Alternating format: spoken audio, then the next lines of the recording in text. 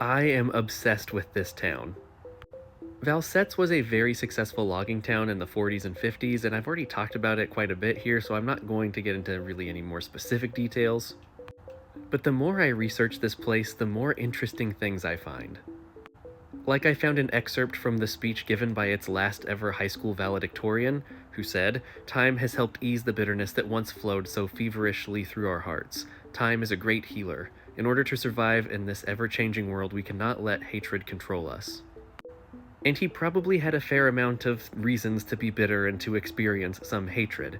Everything in this picture was demolished in 1984 and 1985. Boise Cascade, the lumber company that owned the area, ran out of trees to log, and so it wasn't really profitable to keep the town alive anymore.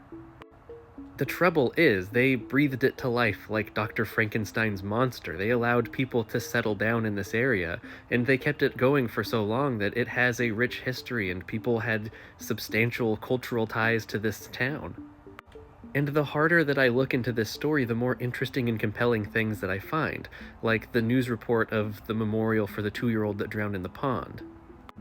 Or the fact that that valedictorian probably played in Valsetz's only high school championship football game just months before giving that speech, and before his entire world was demolished. Or the fact that in 1984, when the town was beginning to be demolished, the teachers banded together and used the school's surplus budget to start a scholarship fund for its former students. I guess what I'm trying to say is that if you look hard enough and you know where to look, there are compelling and emotional and interesting stories just waiting to be told. And if you're wondering what this is, since I started this channel, I've been slowly chipping away at a book about Oregon's lost cities, and this is the beginning portion of the Valsetz chapter.